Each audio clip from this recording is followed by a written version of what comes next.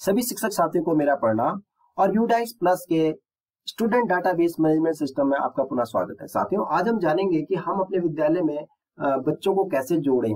जोड़ने का अभिप्राय है हम कक्षा 1 में जो नए बच्चे हम जोड़ अपने विद्यालय में कैसे उनका डाटा जोड़ेंगे और जोड़ने की कंप्लीट प्रोसेस हम समझेंगे और लाइव डेमो के साथ। इसलिए आपने अंत तक बने रहना है ताकि आप किसी तरह की त्रुटि न कर पाए। और साथ में मैं बताने का प्रयास करूंगा कि बीच में कौन कौन सी टेक्निकल प्रॉब्लम्स आ सकते हैं जिनका समाधान मैं अपनी इस लाइव डेमो के साथ बताने का प्रयास करूंगा।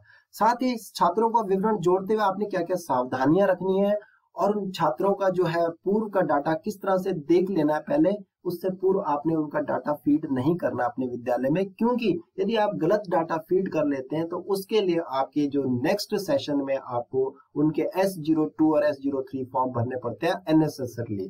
तो साथियों, बने रहे अंत तक और वीडियो बिल्कुल स्किप ना करें। और यदि आप इस चैनल में नए हैं तो जरूर इसको सब्सक्राइब कीजिएगा ताकि इस तरह की इंफॉर्मेटिव वीडियोस लगातार आपको मिलते रहे और आपका काम बहुत आसान हो जाए। तो मैं चलता हूं अपने लॉगिन पेज में। मैं अपने विद्यालय को लॉगिन कर लेता हूं। मैं अपने विद्यालय को लॉगिन कर रहा हूं और क्योंकि मैं प्रोग्रेशन एक्टिविटीज कर चुका हूं तो 2024-25 को मैं क्लिक करता हूं। जैसे ही जो 2024-25 को क्लिक करूंगा तो मैं यहाँ पर देख पाऊंगा कक्षा 1 में ऐड स्टूडेंट का ऑप्शन आप देख पा रहे हो। यहाँ पर आपका खुल चुका है ऐड स्टूडेंट्स का। लेकिन ऐड स्टूडेंट्स करने से पहले सबसे पहले पूर्व में उस बच्चे का जरा आप पीछे जो उसका वर्तमान में वो बच्चा आपके विद्यालय में आ रहा है, लेकिन उसका थोड़ा सा देख लें कि वो बच्चा कहीं दूसरे विद्यालय से, हो सकता है कि वो किसी दूसरे विद्यालय से आपके विद्यालय में आ रहा हो, लेकिन वो कक्षा 1 में एडमिशन लेने के लिए आपको आवेदन कर रहा हो, जबकि वो किसी विद्यालय में, अन्यत्र विद्यालय में कक्षा 1 पास कर चुका हो। ऐसी स्थिति में आपके डुप्लीकेट एंट्री की संभावना होती है, जिसके लिए कि आपकी एक एंट्रीज को क्या करना पड़ेगा, इनएक्टिव करना पड़ेगा इन फ्यूचर, जो कि आपके लिए परेशानी का सबब बनेगा। तो आप लेफ्ट हैंड साइड में सबसे नीचे आप सबसे पहले यहाँ पर देख लीजिए, एक सबसे नीचे आप देखेंगे तो यहाँ पर आप देख पाएंगे सर्च स्टूडेंट। यहाँ पर सर्च स्टूडेंट को जैसे ही सबसे पहले आप सर्च स्टूडेंट को क्लिक करेंगे तो सर्च स्टूडेंट में जैसे ही क्लिक करेंगे तो आपको इस तरह से डैशबोर्ड इस तरह से खुल जाएगा। तो आप एक बार स्टूडेंट नेम जरूर डाल लें। आप एक स्टूडेंट नेम डाल लें। यहाँ पर जैसे स्टूडेंट नेम डाल लें जो बच्चा आपके विद्यालय में आया है और जो आपके सेवी क्षेत्र से नहीं आया, तो यहाँ पर स्टूडेंट नेम डाल लें और डेट ऑफ बर्थ डाल लें। और डेट ऑफ बर्थ डालने के बाद आइदर फादर नेम और मदर नेम, इनमें से कोई एक डाटा आप जरूर डाल लें। जैसे कि मैं एक बच्चे का डाल लेता हूँ, कोई डाल लेता हूँ और इसका डेट ऑफ बर्थ डाल लेता हूँ, जो भी डेट ऑफ बर्थ इसकी है। माना मैंने कोई भी डेट ऑफ बर्थ डाल ली, इसकी 19 है और ये क्या कहते हैं जुलाई का है और 14 जुलाई का है, इसका मैंने डाल लिया। और इसके बाद एक फादर नेम या मदर नेम डाल लेता हूँ। मदर नेम या फादर नेम किसी में से एक डाल लेता हूँ, किस चेक बॉक्स क्लिक करके, और मैंने डाल दिया आशा। ऐसे डाल के आप क्या कर लें, इस बच्चे का सर्च कर लें। अगर वो बच्चे में देखिए नो रिकॉर्ड फाउंड आ रहा है तो आप कंफर्म हो जाए होने के बाद, क्योंकि आप इसमें कंफर्म हो गए कि वो बच्चे का एडमिशन कहीं और नहीं है, उसके बाद इस बच्चे का क्या कर लें, आप डाटा फीड करना शुरू कर देंगे। कहां से करेंगे, आप डैशबोर्ड में चले जाएंगे, स्कूल डैशबोर्ड में चले जाएंगे और जैसे स्कूल डैशबोर्ड खोलेंगे तो आपको ऐड स्टूडेंट यहाँ पर दिखाई देगा। जैसे ऐड स्टूडेंट दिखाई देगा आपने यहाँ पर नाम, ध्यान रहे आपने first name, middle name, first middle और लास्ट नेम भरना है विद स्पेस देते हुए। अगर उनके तीनों अगर आते हैं, अगर नहीं है उनका, अगर नहीं है तो आप एज इज इट जैसा आप लिखना चाहें वैसा आप लिख लेंगे यहाँ पर। तो मैं इसका नाम भरने जा रहा हूँ। यहाँ पर एक ऑप्शनल आता है कि स्टूडेंट स्टेट कोड, तो जरूरी भरने की जरूरत नहीं है। किसी स्टेट में कोड इशू कर लिए जाते हैं किसी विद्यालय के लिए, तो उसमें आप ये स्टेट कोड डाल सकते हैं। उसके बाद मदर नेम एज यूजुअल, जो भी आपका मदर नेम है उसका फादर नेम लिख लेंगे। उसके बाद यहाँ आधार नंबर का बहुत ही यहाँ पर कंफ्यूजन आता है कि कई टीचर्स पूछते हैं कि आधार नंबर उस बच्चे का नहीं बना तो क्या डालें। तो आपने इस आधार नंबर पर जैसे आप 12 बार 9999 डाल देंगे तो ये अभी फिलहाल के लिए ले लेगा और ये वैलिडेट कर लेगा। 12 डिजिट हो चुका है, 2 2 4 2 6 2 8 2 10 और 2 बारी मैं 12 लगा देता हूँ इसमें। और देखिए यहाँ पर name on the student as per Aadhaar, यहाँ पर स्प्रेस आ गया। यहाँ पर हम कुछ नहीं लिख पाएंगे क्योंकि उसका आधार नंबर बना ही नहीं है। इसका मतलब यूडाइस आपका इस, अगर हम ये नंबर डालते हैं 12 बार 9 डालते हैं तो इसका मतलब समझ लिया जाता है यूडाइस के द्वारा कि इस बच्चे का अभी आधार नंबर नहीं बना है और इसकी वैलिडेशन नहीं होती है और बाद में हम इसकी वैलिडेशन कर सकते हैं। बात आती है कि जब हम प्रॉपर आधार नंबर यहाँ पर डालते हैं और यहाँ पर name of the student as per Aadhaar, आप उस बच्चे का आधार कार्ड भी सामने ले लें, क्योंकि हो सकता है उसके पेरेंट्स कह रहे हैं कि उसका आधार में जो नाम है वो गलत है, तो आप उसका सही नाम अपने विद्यालय के डॉक्यूमेंट में लिखें, लेकिन name of student as per Aadhaar यहाँ पर वही नाम डालें जो उसके आधार पर प्रिंटेड है। ऐसी केस अगर आप ऐसा नहीं करते हैं तो बाद में आपकी वो वैलिडेशंस जो है वो नहीं होती, उसको भी मैं दिखाऊंगा कि आपके वैलिडेशंस में क्या प्रॉब्लम आती है बाद में इन फ्यूचर। तो मैं इसका अभी आधार नंबर सही, क्योंकि मेरे पास है तो आधार नंबर सही डाल लेता हूँ, जो भी इसका आधार नंबर है। जैसे आप बच्चे का पूरा डिटेल भर देंगे तो यहाँ पर देखिए क्लास फर्स्ट आ रहा है और इसमें सब दिखाएगा कि आपने बच्चे का नाम सही भरा है कि नहीं। आरव सिंह कोई नाम है बच्चे का, मैं डेमो के लिए भरा जा रहा है इसमें, और मुकेश सिंह इसका नाम फादर्स नेम है और मदर्स नेम है आशा देवी। क्या ये सही है? और इनके आगे आप मिस्टर डॉक्टर कुछ नहीं लगाना, आपने जो जैसा है वैसे ही आपने लिखना है। और इसकी डेट ऑफ बर्थ भी चेक कर लेनी है। अगर यहाँ पर डेट ऑफ बर्थ में कोई चेक है तो इसे गलत है तो इसे आप कैंसिल कर लेंगे, अन्यथा की स्थिति में आप एक बारी पुनः चेक कर लेंगे, उसके बाद ही आप कंफर्म करेंगे, क्योंकि एक बारी आप information can not be change once it has been confirmed. अगर ये कंफर्म होगी तो आप इसको चेंज नहीं कर सकते, इसलिए जल्दबाजी ना करें।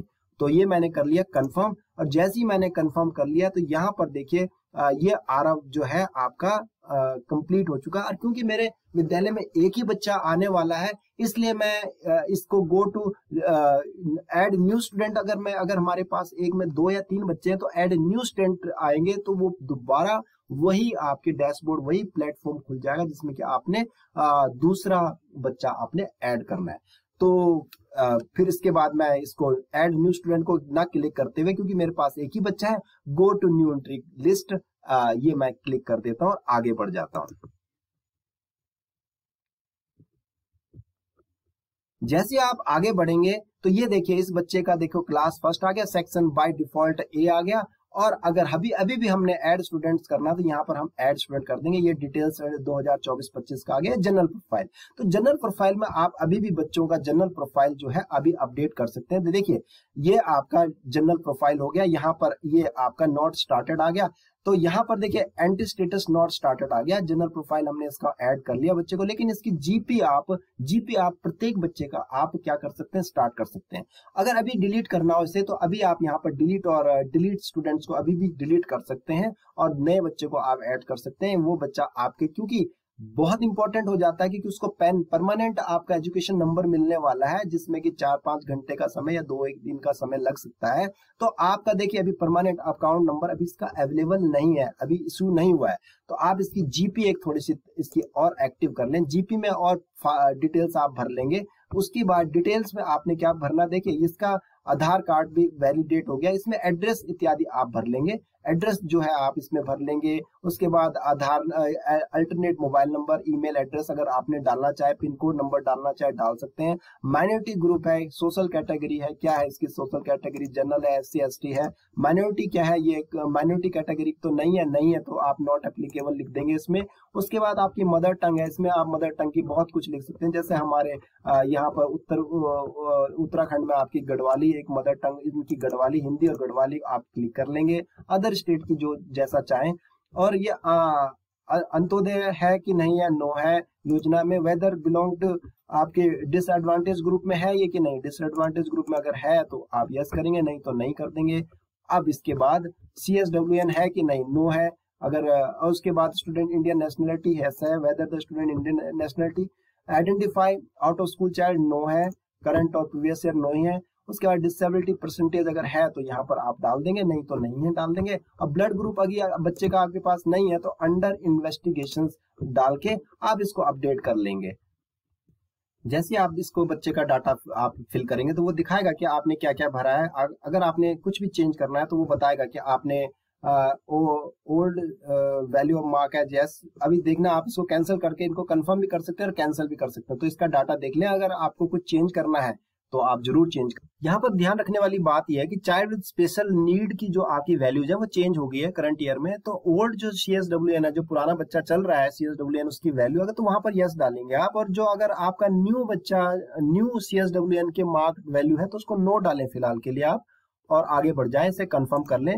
जैसे आप कंफर्म करेंगे सब एडिट इसको आगे बढ़ेंगे। इस तरह ये अपडेट सक्सेसफुली हो गया। नेक्स्ट करते ही ये डाटा जो आपको खुला दिख रहा है, इसके लिए अभी ऑप्शंस नहीं खुले हैं, तो इसलिए जब ऑप्शंस खुलेंगे तो आप इसका डाटा फिर भरेंगे। तो हम वापस चलते हैं कि हमारे अपने डैशबोर्ड पर। जैसे आप अपने डैशबोर्ड पे जाएंगे तो आपको दिखेगा कि यहाँ पर आपका जो यहाँ पर इनकम्प्लीट स्टूडेंट 0 आपका दिखाई देगा। यहाँ पर बच्चा टोटल बच्चा 0 दिखाई देगा। ऐड स्टूडेंट्स का ऑप्शन अभी भी खुला नजर आएगा। लेकिन आप जब व्यू मैनेजमेंट में जाएंगे, ये इसके लिए 4-5 घंटे के बाद आपका इनकम्प्लीट स्टूडेंट यहाँ 1 दिखाई देने लगा, जैसे कि और क्लासेस का दिखाई दे रहा है। तो आप व्यू मैनेजमेंट में जाएंगे, उसी समय आप विद इन सेकंड में आप व्यू मैनेजमेंट में जाएंगे तो आपकी उस बच्चे का जो डाटा आपने भरा है वो बच्चा आपको दिखाई देने लगेगा। और क्योंकि आप जीपी ऑनलाइन उसका भर चुके हैं, जीपी के प्रोसेस कर चुके हैं, तो ये इन प्रोग्रेस दिखाएगा।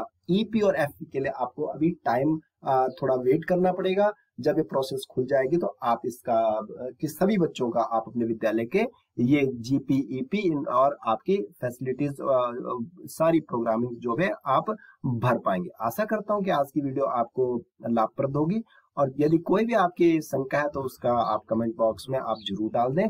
Thanks and have a nice day.